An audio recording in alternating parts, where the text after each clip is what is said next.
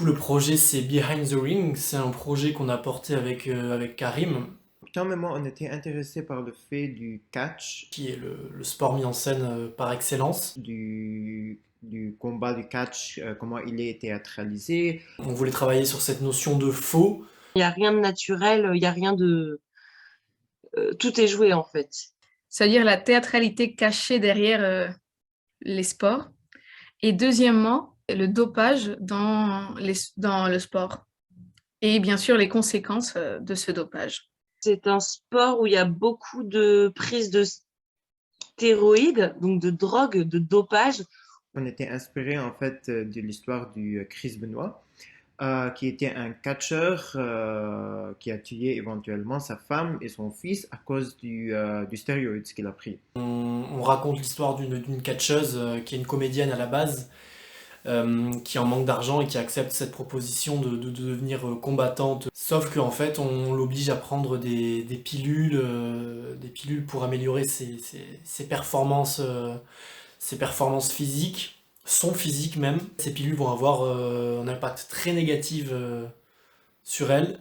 Quand on a travaillé sur le projet, on avait un regard qui était sombre sur le monde du sport. On veut montrer la vraie réalité qui se passe derrière les scènes des combats du sport, des businessmen qui dirigent tous ces éléments sportifs. On a fait cette mise en scène donc où on monte un combat de catch. Et en fait, en parallèle à ça, on a fait un faux documentaire. Sur la vraie vie de Sacha, qui est Sacha, elle vient de où, elle est une comédienne. Le vidéo était un élément très important dans le projet qui a donné une histoire ou un raison pourquoi Sacha acte dans la manière qu'elle fait, pourquoi elle est fatiguée. C'était très judicieux de d'utiliser deux matériaux différents. Ça veut dire d'utiliser la vidéo et d'utiliser la scène pour raconter, et, comme on dit, les deux revers de la médaille. Ouais. Le côté l'or, comme on dit comme dans le monologue, l'or qui est cet espace de la scène, du spectaculaire, et l'autre côté, le côté de la merde, qui est le côté de tous les sacrifices faits par les comédiens ou par les sportifs pour être Ouais. à ce point-là. Finalement, le processus de travail, vous aviez une idée hyper fixe de ce que vous vouliez, une forme déjà hyper fixe depuis le départ. Donc, je pense que ça a été assez facile pour vous de savoir où vous alliez. C'est-à-dire, à ce moment-là, il y a un combat, à ce moment-là, il y a la vidéo, etc. Et du coup, c'était assez fluide. Vous n'étiez pas du tout en recherche de la forme, en tout cas. Et du coup, avec nous, ça a été surtout chercher comment on va faire pour se battre. Donc, première étape, voilà, préparez-vous, préparez. Ok. Attaque. Qui les deux, mais ok, Bonnie. Ouh, Bonnie va chercher à attaquer. C'est bien ça. Ok, regarde, demi-tour, j'attaque, crochet, tac, boum. Ouais. Tu vois? C'était la partie la moins évidente du projet.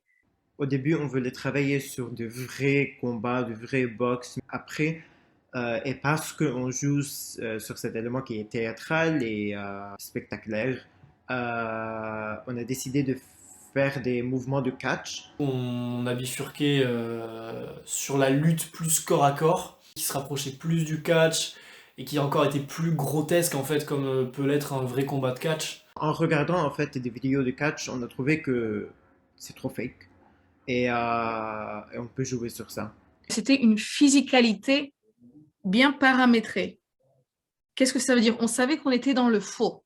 Ouais. Donc, comme on était dans le faux, et l'autre comédienne et moi, Bonnie et moi, nous n'avons jamais ressenti la nécessité de vraiment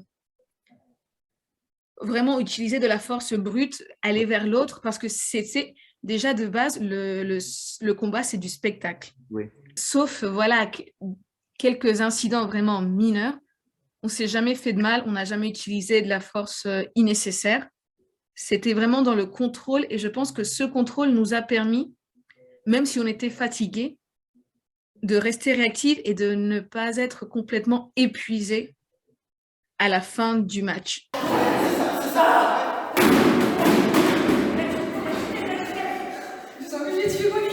C'est pas que j'ai eu des difficultés à m'identifier avec mon personnage. Je sens qu'il y a des choses qu'on a réussi à mettre en surface, mais qu'il faut continuer à creuser. Mon personnage, il y a certains points où je peux facilement me rencontrer avec lui. C'est un personnage dans le monde du spectacle, c'est un personnage qui a besoin de l'argent, c'est un personnage qui joue un personnage pour gagner de l'argent. Mais je pense où j'aurais voulu creuser beaucoup plus, c'est dans cette histoire de la fatigue. Il y a une subtilité, fatigue, force. Elle a été explorée, elle a été mise à peu près en surface, mais je pense que c'est quelque chose où on peut aller encore plus loin et qui pourrait apporter beaucoup plus de nuances au projet. Et finalement, être juste une brute épaisse, comme dit Tom, la montagne humaine, c'est un peu compliqué à trouver. Il faut jouer un personnage qui doit interagir avec énormément de public, avec une foule. Quand elle arrive, elle est là, elle monte ses bras. Et pendant les répétitions et tout, c'est dur de jouer avec du public qui n'est pas là, quoi. Ce qu'il fallait faire, ce que mon personnage devait faire a été fait. Mais c'est sûr que si on a eu plus de temps pour le travailler, bien sûr que ça aurait été largement mieux. Il y avait beaucoup de choses encore à explorer dans ce personnage, sa folie, son importance, en fait sa figure, la figure qu'il est sur le ring, qu'est-ce qu'il est pour le spectateur, qu'est-ce qu'il est pour les combattantes.